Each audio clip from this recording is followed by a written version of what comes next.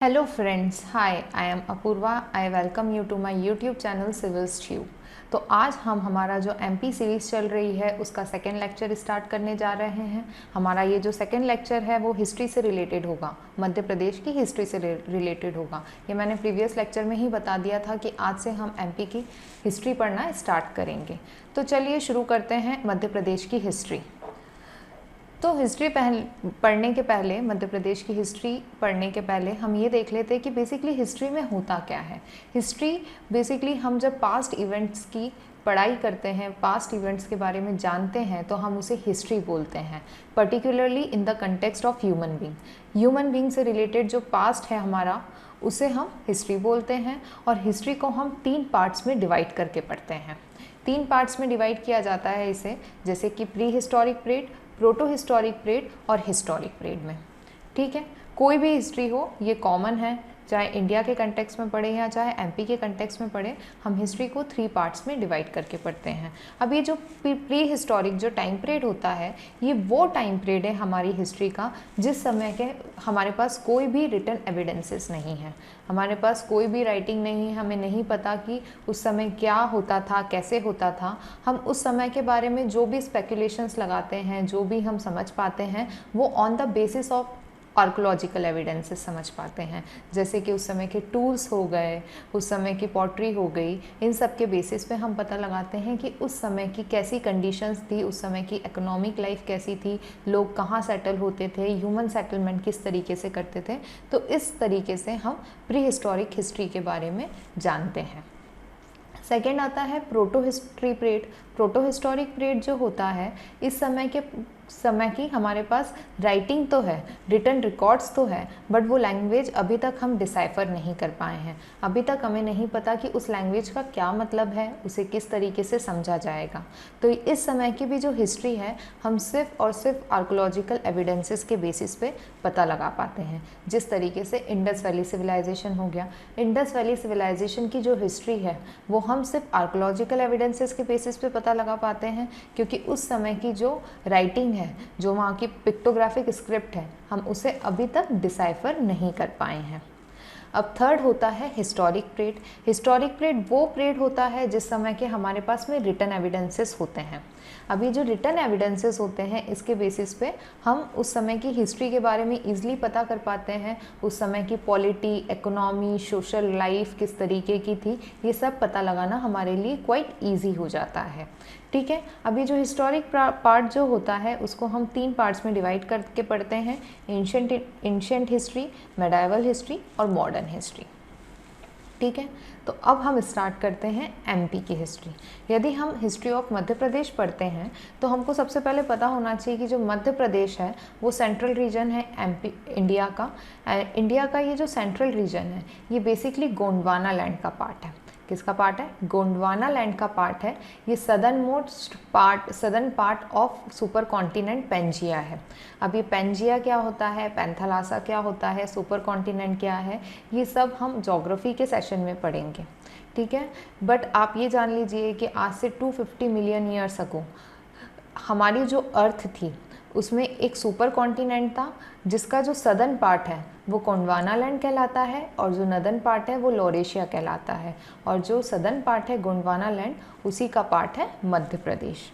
ये जो गोंडवाना जो टर्म है, ये इस लैंड को इसलिए दी गई क्योंकि यहाँ पे गोंड नाम की ट्राइब रहती थी, और आज भी मध्य प्रदेश में काफ़ी सारी ट्राइब्स रहती हैं। ठीक है, आपको मैंने कल के ही लेक्चर में पढ़ाया था कि 21.1% ऑफ मध्य प्रदेश की जो पॉपुलेशन है वो ट्राइबल पॉपुलेशन है। तो आप इसी बात से समझ जाइए कि अभी भी मध्य प्रदेश में काफ़ी सारी ट्राइबल पॉपुलेशन रहती है। अब यदि हम history of Madhya Pradesh pre historic time की पढ़ते हैं तो उस समय की जो हिस्ट्री है उसके बारे में हमको बेसिकली पता पड़ता है उस समय के टूल्स से। अब टूल्स क्या होते हैं? टूल्स उस समय के लोगों के सर्वाइवल का मेन तरीका था। Wait for a minute. अब ये जो टूल्स आप देखते हैं, स्टोन टूल्स वगैरह पाए जाते हैं, प्री हिस्टोरिक टाइम के हैंड एक्स हो गया, क्लीवर हो गया, इसके बेसिस पे हमको पता चलता है कि उस समय के लोगों की किस तरीके की लाइफ थी। और प्री हिस्टोरिक टाइम में ही बाद में ह्यूमन बीइंग ने कॉपर मेटल का यूज़ करना स्टार्ट कर दिया था। कॉपर मेटल फर्स्ट वो मेटल है जो ह्यूमंस ने यूज़ करना स्टार्ट किया था। अब यदि हम प्री हिस्टोरिक पीरियड की बात करते हैं तो प्री हिस्टोरिक जो पीरियड है इसे भी हम 3 पार्ट्स में डिवाइड करते हैं। एक है पैलियोलिथिक, फिर मीसोलिथिक और नियोलिथिक। ठीक है, अब पैलियोलिथिक का मतलब क्या होता है? पैलियोलिथिक का मतलब होता है, पैलियो का मतलब होता है ओल्ड और लिथिक का मतलब होता है स्टोन। उसी तरीके से मीज़ो का मतलब होता है मीडियम, माइक्रो, और लिथिक का मतलब होता है स्टोन, और नियो मतलब न्यू, लिथिक मतलब स्टोन। इस तरीके से हमने 3 पार्ट में हमारा जो प्री हिस्टोरिक पीरियड है उसको डिवाइड किया है। अब ये जो पैलियोलिथिक पीरियड है, पैलियोलिथिक जो टाइम पीरियड है, इसका टाइम पीरियड है हमारे पास 2.5 लाख ईयर अगो से लेकर 10,000 BC। ठीक है, ये जो टाइम पीरियड है ये पैलियोलिथिक एज का टाइम पीरियड है। फिर मेसोलिथिक का जो टाइम पीरियड है वो 10,000 BC से लेकर 6,000 BC तक का है, और फिर नियोलिथिक का जो टाइम पीरियड है वो है 6,000 से 4,000 BC का। अब यदि हम एमपी के कंटेक्स्ट में बात करें तो यदि हम देखें कि प्रेजेंट डे मध्य प्रदेश में हमें कहाँ कहाँ पे प्री हिस्टोरिक टाइम पीरियड के एविडेंसेस मिलते हैं, तो एविडेंस मिलते हैं हमको मेनली नर्मदा, चंबल और बेतवा रिवर के रीजन में। कहाँ पे मिलते हैं? नर्मदा, चंबल और बेतवा रीजन में। देखिए ये जो मैप है इसमें आप देख ही पा रहे होंगे, ये जो नर्मदा रिवर है ये मेन एरिया था ह्यूमन सेटलमेंट का। इसके अलावा ये जो बेतवा रिवर है ये, और हमारी ये जो चंबल रिवर है ये, यहाँ पे आपको मैक्सिमम ह्यूमन सेटलमेंट मिलते हैं मध्य प्रदेश के। ठीक है, प्री हिस्टोरिकल टाइम पीरियड के। अब उस समय कोई ट्रांसपोर्टेशन फैसिलिटीज़ वगैरह तो होती ही नहीं थी, इसलिए आप जब भी हिस्ट्री पढ़ेंगे तो मैक्सिमम ह्यूमन सेटलमेंट्स आपको जो भी देखने मिलेंगे वो कोई भी रिवर वैली रीजन में होंगे या तो फ्लड प्लेन्स में होंगे, और इसी तरीके के रीजन्स में पाए जाते हैं। इसके अलावा ये जो सोन और बेलन रिवर वैली मानी जाता है ये वाला पार्ट, यहाँ पे भी काफ़ी सारे आपको प्री हिस्टोरिक टाइम पीरियड के ह्यूमन सेटलमेंट्स देखने मिलेंगे। ठीक है, अब हम देख लेते हैं भीमबेटका के बारे में।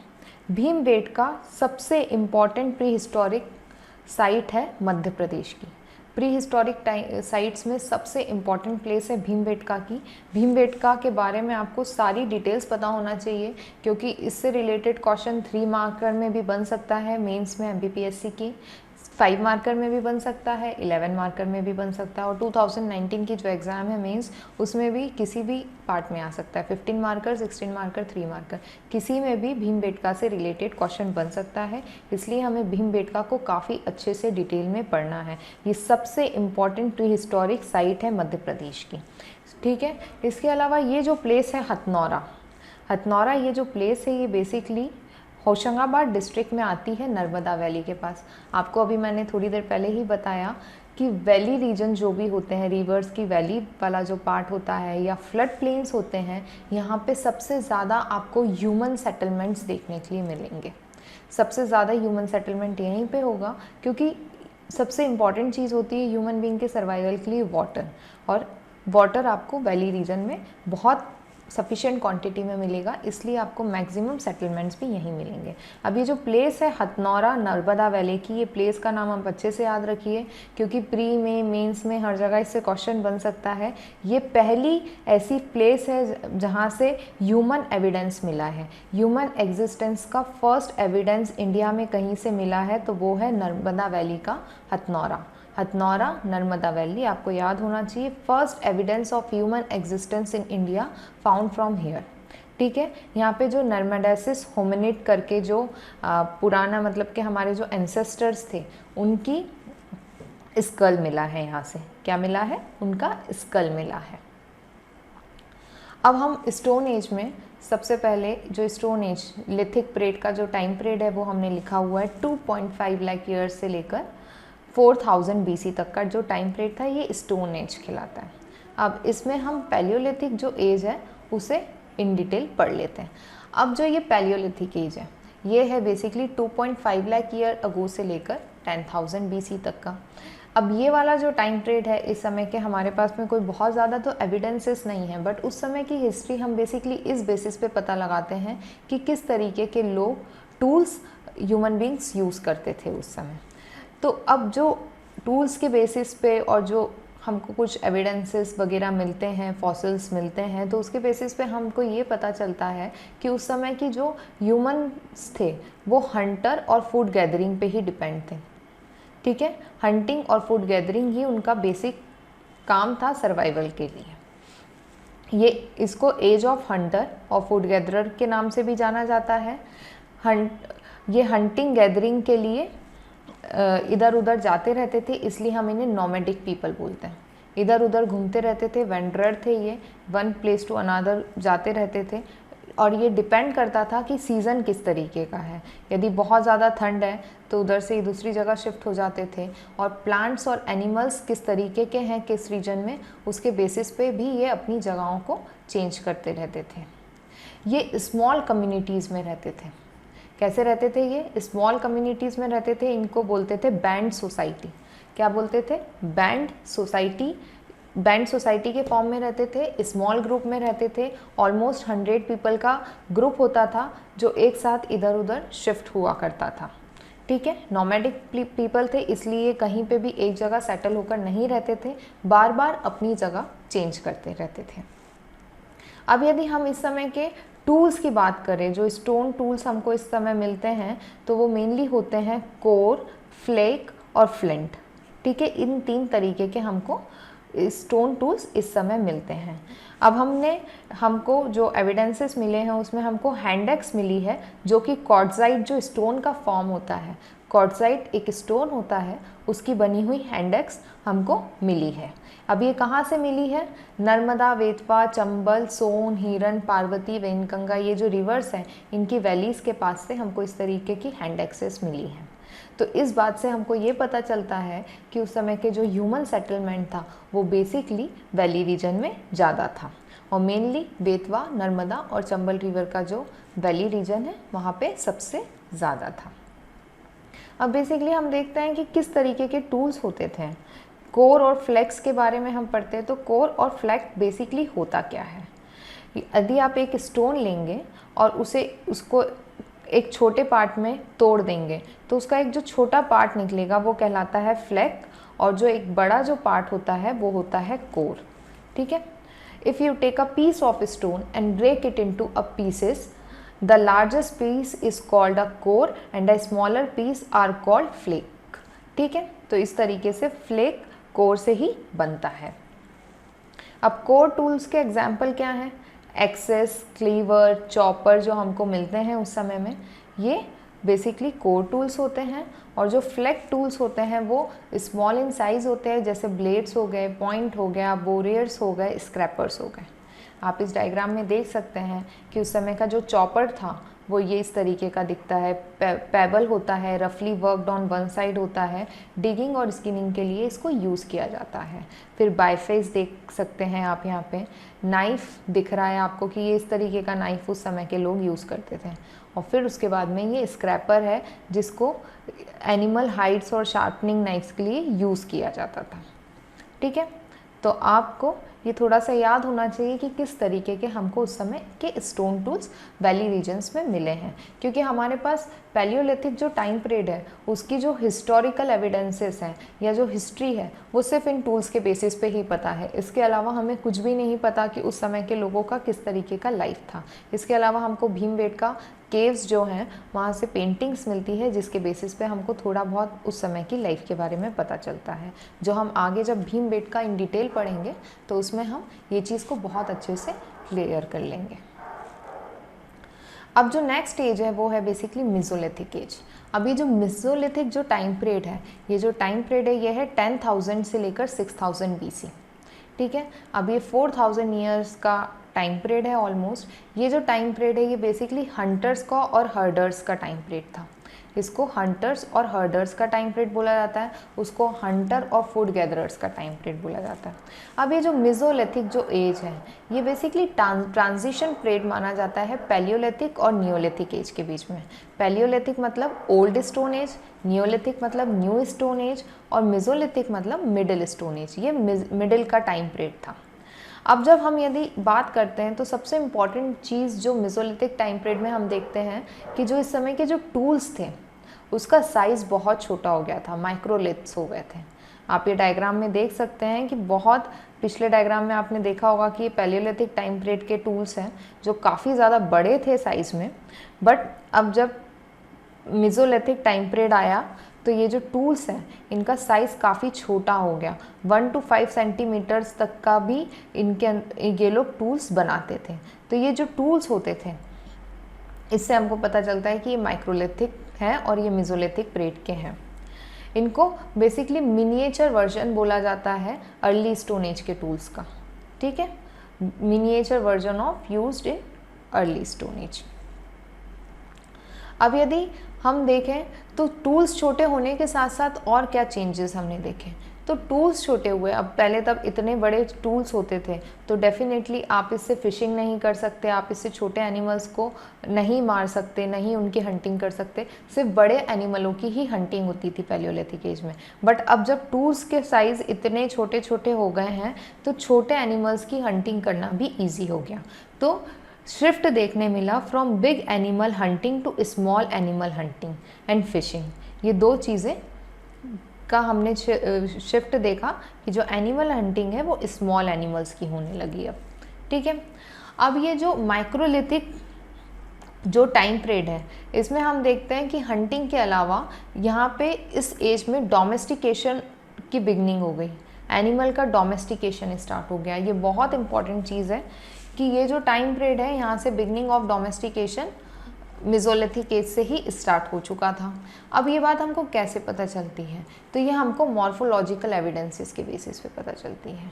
मॉर्फोलॉजिकल एविडेंसेस बेसिकली होता क्या है, मॉर्फोलॉजिकल एविडेंसेस बेसिकली होता है जब प्लांट्स और एनिमल को आप डोमेस्टिकेट करते हो, मतलब कि प्लांट्स और एनिमल का डोमेस्टिकेशन यदि आप स्टार्ट करते हो और जब एक काफ़ी लंबा समय हो जाता है उनके डोमेस्टिकेशन को, तो उनके अंदर मॉर्फोलॉजिकल चेंजेस आते हैं, मतलब कि उनके अंदर फिजिकल और बायोलॉजिकल चेंजेस आने लगते हैं।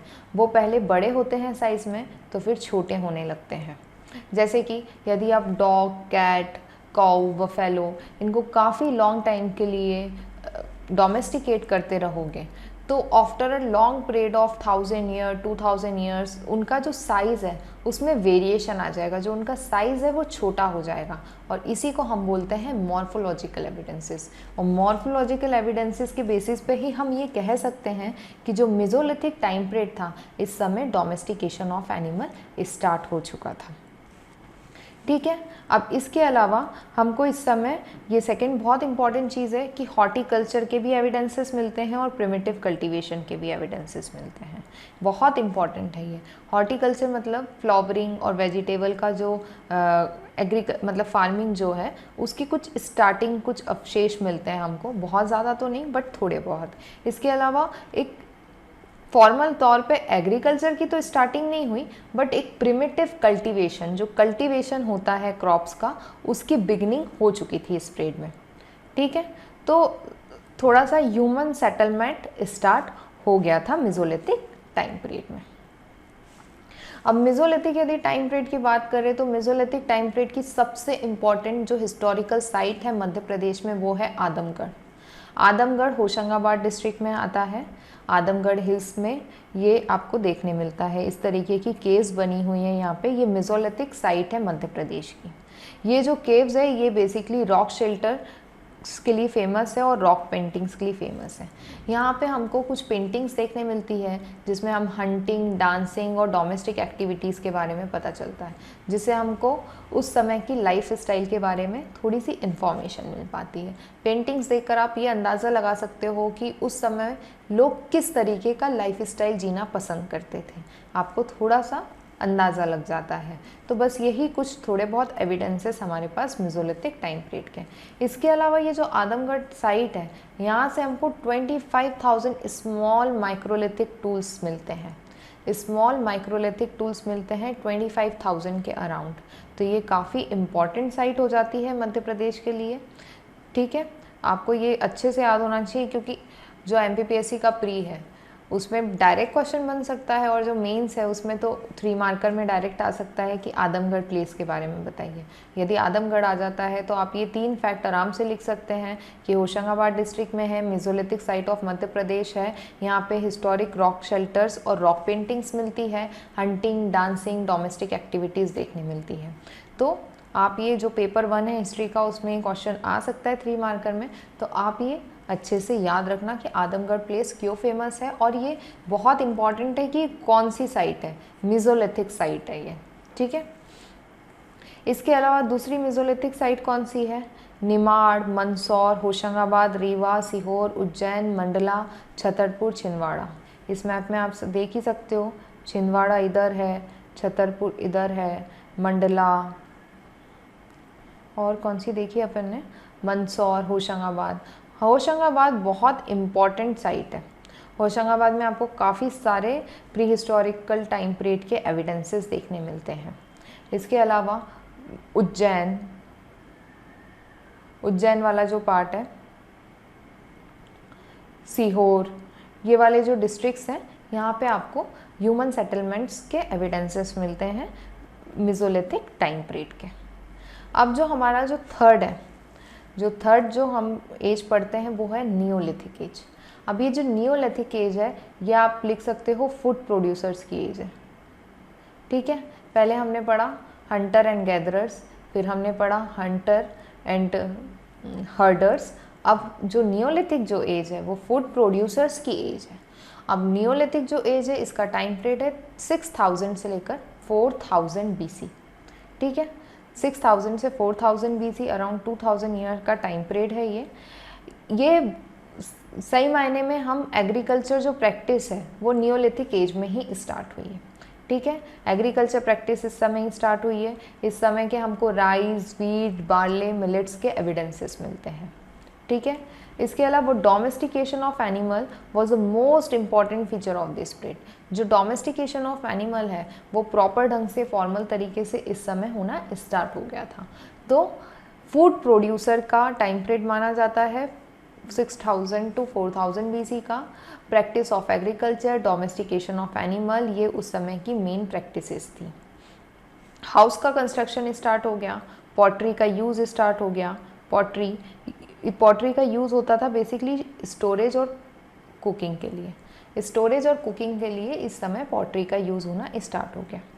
ये जो नियोलिथिक एज है, हम इसको मानते हैं कि इस समय रिमार्केबल प्रोग्रेस हुई थी ह्यूमन सिविलाइजेशन में। अभी तक हम ये देख रहे थे कि वंडरर थे, इधर उधर भटक रहे थे, नोमैडिक लाइफ स्टाइल था, जैसी कंडीशन होती थी उस हिसाब से एक जगह से दूसरी जगह चले जाते थे। बट ये जो नियोलिथिक एज थी, इस समय यहाँ पे एग्रीकल्चर प्रैक्टिस स्टार्ट हो गई, domestication of animal on the large scale होने लगा, तो लोग एक सेडेंट्री लाइफ स्टाइल जीने लगे, एक ही जगह पे रहना उन लोगों ने स्टार्ट कर दिया। ठीक है, अब हम नियोलिथिक जो टाइम पीरियड है उसकी साइट्स देख लेते हैं।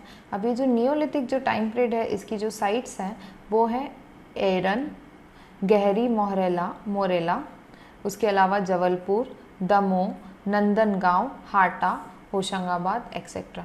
होशंगाबाद तो आप सारे टाइम पीरियड में लिख दीजिए, क्योंकि होशंगाबाद में आपको जो प्री हिस्टोरिक टाइम पीरियड है उसकी हर समय का टाइम पीरियड के साइट्स मिल जाएंगे, और सारे समय के एविडेंसेस होशंगाबाद से आपको मिलेंगे ही।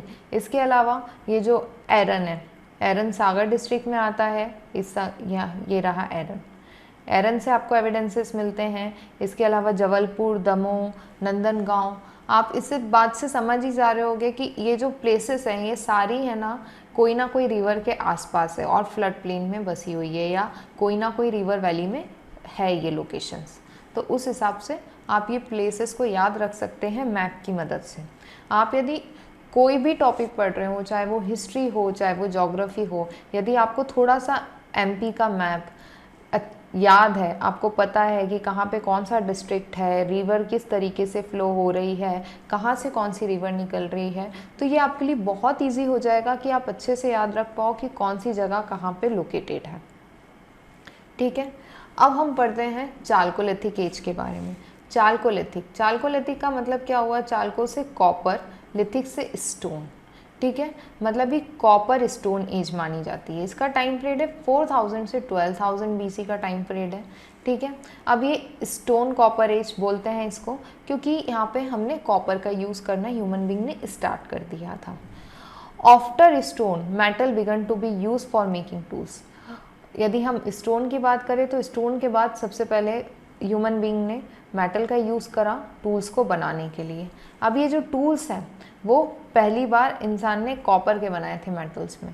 ठीक है, first metal use by man copper होता है, उसके बाद सारे दूसरे मेटल्स आए, चाहे वो आयरन हो, सिल्वर हो, गोल्ड हो, वो सारे मेटल्स का जो हमको एविडेंसेस है वो बाद में मिलते हैं। सबसे पहले जो हमको एविडेंसेस मिलते हैं वो कॉपर के मिलते हैं। आयरन के एविडेंसेस तो हमको बहुत बाद में मिलते हैं। इंडिया में अराउंड 1000 BC के आसपास से आयरन का यूज़ होना स्टार्ट हुआ था और 600 BC के आसपास आयरन का जो यूज़ है वो लार्ज स्केल पे होने लगा था। तो सबसे पहला जो स्टोन को यूज़ किया गया ऑन लार्ज स्केल वो है कॉपर। अब यदि साइट्स की बात करें तो जो मेन साइट है मध्य प्रदेश की चालकोलिथिक एज की, वो यहीं पाई जाती है, नर्मदा, बेतवा, चंबल। यदि आपको एग्ज़ाम में ये याद नहीं हो कि कौन सी एग्जैक्ट लोकेशन थी, तो आप बस ये लिख देना प्री हिस्टोरिक टाइम पीरियड में वैली ऑफ नर्मदा, बेतवा और चंबल रिवर, क्योंकि मैक्सिमम जो टूल्स, एविडेंसेस, फॉसिल्स जो भी मिला है वो इसी रीजन से मिले हैं। इसके अलावा दूसरे रीजन्स से बहुत कम एविडेंसेस मिले हैं। मेनली चंबल, बेतवा और नर्मदा रिवर का जो रीजन है यहीं से आपको मैक्सिमम एविडेंसेस मिलते हैं ह्यूमन सेटलमेंट के, फॉसिल्स के, टूल्स के। इसलिए आप बिल्कुल कोई भी प्री हिस्टोरिक साइट आए और आपको याद नहीं हो कि किस तरीके से मेंशन करें या एमपी की हिस्ट्री से रिलेटेड कोई क्वेश्चन आ जाए तो आपको कोई भी साइट याद नहीं हो तो बस आप लिख दो कि वैली ऑफ बेतवा, चंबल और नर्मदा यहाँ पे मेन साइट पाई गई है। यदि हम एविडेंसेस की बात करें तो ये जो चालकोलिथिक कल्चर है इसके जो मैक्सिमम जो एविडेंसेस हैं वो हमको मिलते हैं कायथा से। कायथा एक स्मॉल विलेज है जो कि उज्जैन डिस्ट्रिक्ट में है, छोटी सिंध रिवर के पास। उसके अलावा एरन जो कि सागर में है, महेश्वर खरगोन में आता है, ये इम्पॉर्टेंट प्लेस है एमपी की। इसके अलावा नागदा उज्जैन में आता है, नावदा टोली भी खरगोन में आता है। तो ये जो प्लेसेस है ये बहुत इम्पॉर्टेंट है, आप याद रख सकते हैं तो रखिए। कायथा, एरन, महेश्वर, नावदा टोली, इसमें से कुछ प्लेसेस के नाम तो आपको याद होना चाहिए, जैसे नावदा टोली हो गया। नावदा टोली एक इम्पॉर्टेंट साइट है इसलिए आप इसका नाम याद रखिएगा, ये खरगोन डिस्ट्रिक्ट में आती है। ठीक है, अब हम कायथा के बारे में देख लेते हैं। कायथा जो प्लेस है ये फर्स्ट चालकोलिथिक हैबिटेशन इन मध्य प्रदेश पाया गया है यहाँ पे। यदि आपको उससे पूछा जाए कि आपको कोई चालकोलिथिक हैबिटेशन के बारे में लिखना है तो आप कायथा का नाम मेंशन कर सकते हैं। कायथा कहाँ पे आता है? ये इधर कहीं आता है, ये उज्जैन डिस्ट्रिक्ट में, और on the bank of river छोटी सिंध है ये। इसके बाद में हम कैसे पता लगा सकते हैं कि ये चालकोलिथिक हैबिटेशन के एविडेंसेस हमको कायथा से मिलते हैं? तो हमको यहाँ से बेसिकली कॉपर की एक्स मिली है, उसके अलावा कॉपर क्लीवर मिला है, सम ऑफ एनिमल स्ट्रक्चर्स मिले हैं जो कि टेराकोटा और कॉपर के बने हुए हैं। ठीक है, एनिमल स्ट्रक्चर्स मिले हैं हमको कॉपर के बने हुए इस समय के कायथा से।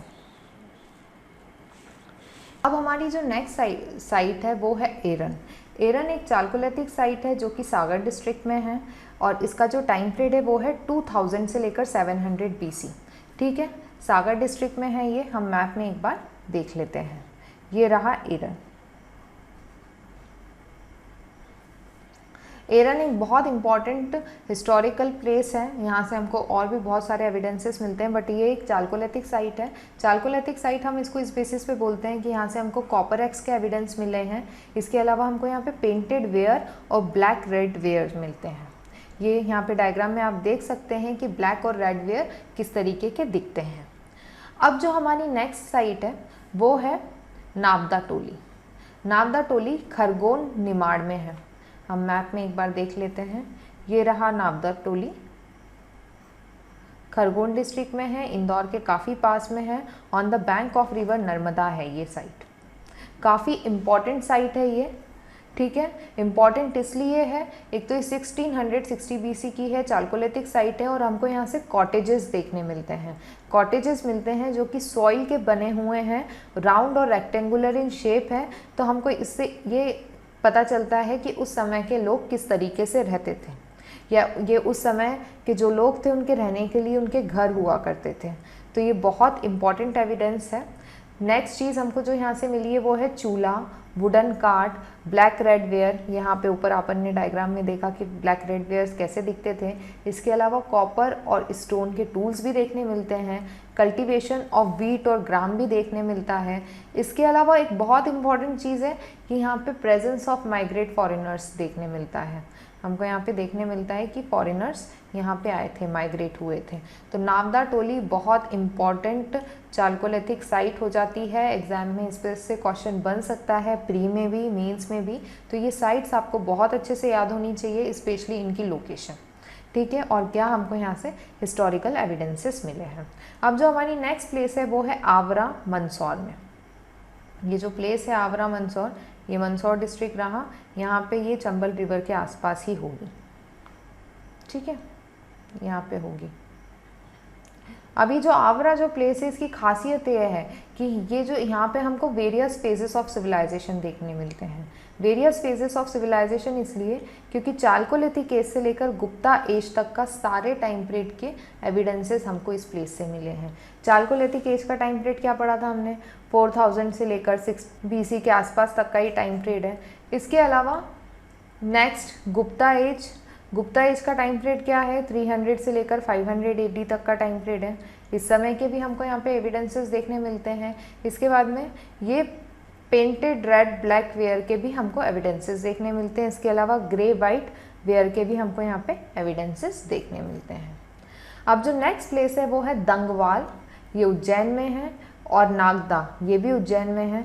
नागदा से हमको माइक्रोलिथिक टूल्स मिलते हैं देखने के लिए। और ये जो नागदा जो प्लेस है ये on the bank of river Chambal है, ये उज्जैन में आती है, चंबल रिवर के आसपास, ठीक है। अब जो हमारी नेक्स्ट प्लेस है वो है खेड़ी नामा। खेड़ी नामा जो प्लेस है ये होशंगाबाद में है। ये भी एक चालकोलिथिक साइट है और इसका टाइम पीरियड है 2500 BC, ठीक है। अब जो नेक्स्ट साइट है वो है आज़ाद नगर, मूसा खेड़ी, इंदौर में है ये साइट। तो ये हमारी सारी चालकोलिथिक साइट्स हो गई। इसमें सबसे इम्पॉर्टेंट साइट है एरन, कायथा, नावदा टोली, ये सबसे इम्पॉर्टेंट साइट्स हैं। और आवरा, ये प्लेसेस के नाम आपको याद होना चाहिए, इनका टाइम पीरियड आपको याद होना चाहिए, और एविडेंसेस, क्योंकि इसमें से 3 मार्कर क्वेश्चंस बन सकते हैं और प्री में भी क्वेश्चंस बन सकते हैं। अब हम भीमबेटका के बारे में देख लेते हैं। भीमबेटका एमपी की सबसे इम्पॉर्टेंट प्री हिस्टोरिक साइट है, ठीक है। एमपी की ही नहीं, इंडिया की भी सबसे इम्पॉर्टेंट प्री हिस्टोरिक साइट्स में से एक है ये। यहाँ पे हमको, ये एक रॉक शेल्टर साइट है और यहाँ पे हमको अराउंड 800 रॉक शेल्टर्स देखने मिलते हैं। 800 रॉक शेल्टर्स देखने को मिलते हैं और यहाँ पे अराउंड 500 बियर पेंटिंग्स हैं, ठीक है। ये इस तरीके की पेंटिंग्स हैं यहाँ पे भीमबेटका में। आप इस डायग्राम के अंदर देख सकते हैं किस तरीके की दिख रही है ये पेंटिंग। ये जो साइट है इसे VS वाकनकर ने एक्सीडेंटली डिस्कवर किया था। 1957-58 में VS वाकनकर ने इसको डिस्कवर किया था। ये इम्पॉर्टेंट फैक्ट हो जाता है। अब ये जो प्लेस है भीमबेटका, ये भोपाल से 40 किलोमीटर दूर है। उबैदुल्लागंज नाम की जो प्लेस है वहाँ पे है ये, रायसेन MP में, ठीक है। इसे वर्ल्ड हेरिटेज साइट डिक्लेयर किया गया था 2003 में। MP में 3 वर्ल्ड हेरिटेज साइट है। एक है खजुराहो टेम्पल्स, एक है स्तूपा, सांची स्तूपा, और तीसरी है भीमबेटका की ये रॉक शेल्टर केव्स, ठीक है। ये एक आर्कोलॉजिकल साइट है और पैलियोलिथिक एज। इसके अलावा हमको यहाँ पे early traces of human life देखने मिलते हैं। Early traces of human life on the Indian सब कॉन्टिनेंट हमको भीमबेटका केव्स में देखने के लिए मिलते हैं। इसके अलावा हम कहते हैं कि यहीं से बिगनिंग स्टार्टिंग हुई थी साउथ एशियन स्टोन एज की। इसकी स्टार्टिंग हुई थी साउथ एशियन स्टोन एज की स्टार्टिंग यहीं से हुई थी।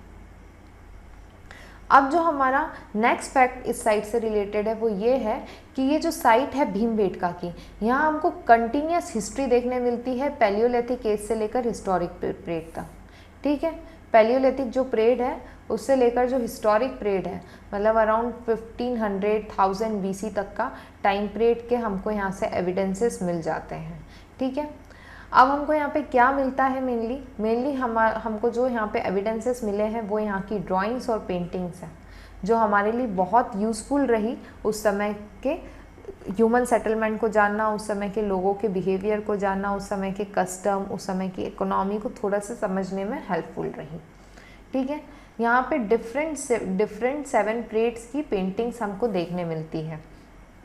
Palaeolithic, Mesolithic, chalcolithic, early historic period, इसके अलावा मेडाइवल और एक्सेट्रा हमको काफ़ी सारे टाइम पीरियड की यहाँ पे पेंटिंग्स दिखने मिलती है। ऑलमोस्ट 7 डिफरेंट पीरियड्स की पेंटिंग हमको भीमबेटका में दिखने मिलती है। अब ये जो पेंटिंग्स है हमको हेल्प करती है ये समझने में कि उस समय के लोग किस तरीके के थे, अर्ली ह्यूमन बींग्स का लाइफस्टाइल कैसा था, वो किस तरीके की डेली एक्टिविटीज़ करते होंगे और उनका क्या माइंडसेट होता होगा। इन सब चीज़ों को समझने के लिए ये पेंटिंग्स हमारे लिए काफ़ी हेल्पफुल है, इसलिए ये बहुत इंपॉर्टेंट आर्कियोलॉजिकल साइट हो जाती है। इसके अलावा सब इम्पॉर्टेंट चीज़ ये है कि अब भाई ये जो पेंटिंग है वो कलर्स से बनी होंगी, तो वो कलर्स कहाँ से आए, तो ये वेजिटेबल से बने हुए कलर्स हैं। ठीक है, और ये जो पेंटिंग है इसको काफ़ी इन डेप्थ किया गया है, ये डीप इनसाइड पेंटिंग है, इनर वॉल के अंदर की गई है, इसलिए अभी तक वैसी की वैसी हैं। आप देख पा रहे हो कि आफ्टर थाउजेंड्स ऑफ ईयर अभी भी ये पेंटिंग्स इस तरीके की दिखती है यदि आप भीमबेटका जाते हो तो। इसलिए हमको ये समझ में आता है कि जो पेंटिंग है ये काफ़ी डीप इनसाइड वॉल और बहुत अच्छे से करी गई है, जो कि इसकी क्वालिटी अभी भी वैसी की वैसी है, डिग्रेड नहीं हुई, ख़राब नहीं हुई या फेड नहीं हुई ये पेंटिंग्स। अब हम देख लेते हैं कि किस तरीके की थीम थी इन पेंटिंग्स की। इन पेंटिंग्स के अंदर ह्यूमन और एनिमल फिगर्स बने हुए मिलते हैं हमको, ह्यूमन एक्टिविटीज़ देखने को मिलती हैं, हंटिंग, गैदरिंग। हम पढ़ चुके हैं कि पैलियोलिथिक जो टाइम पीरियड है या मेसोलिथिक जो टाइम पीरियड है उस समय हंटिंग और गैदरिंग बहुत इंपॉर्टेंट होता था, तो हमको इसमें उसकी भी पेंटिंग्स दिखने मिलती हैं। इसके अलावा म्यूज़िक और डांसिंग के भी हमको फॉर्म्स देखने मिलते हैं पेंटिंग में, जिससे हमको पता चलता है कि उस समय के लोग भी एंटरटेनमेंटली म्यूज़िक और डांसिंग का यूज़ करते थे। इसके अलावा हमको ज्योमेट्रिक डिज़ाइंस भी देखने मिलती हैं, कुछ सिम्बॉल्स भी देखने मिलते हैं, हॉर्स और एनिमल्स की फ़ाइट भी देखने के लिए मिलती है। हनी कलेक्शन, हमको ये पता चलता है कि उस समय हनी कलेक्शन भी होता था, हनी कलेक्शन के भी एविडेंसेस मिलते हैं। उसके अलावा अदर हाउस होल्ड सीन्स की भी हमको पेंटिंग्स देखने मिलती हैं, तो हमको पता चल जाता है कि हाँ उस समय ये एक्टिविटीज़ होती थी, उस समय के लोग किस तरीके का लाइफ जीते थे। तो ये यहाँ पे हमारा ये जो प्री हिस्टोरिक हिस्ट्री से रिलेटेड जो लेक्चर था वो यहाँ पे ख़त्म होता है। अब जो हमारा नेक्स्ट लेक्चर होगा उसमें हम एमपी से रिलेटेड एंशिएंट हिस्ट्री पढ़ेंगे, उसके बाद में मेडाइवल और फिर मॉडर्न पढ़ेंगे। तो इस तरीके से हमारा जो हिस्ट्री है वो पूरी तरीके से हम कवर करेंगे, जो एग्ज़ाम के लिए बहुत ज़रूरी है। तो thank you for watching this session. यदि आपको हमारा ये सेशन अच्छा लग रहा है हिस्ट्री पे और आपको हमारी ये सीरीज़ अच्छी लग रही है एमपी पे, तो please like and subscribe us. Thank you.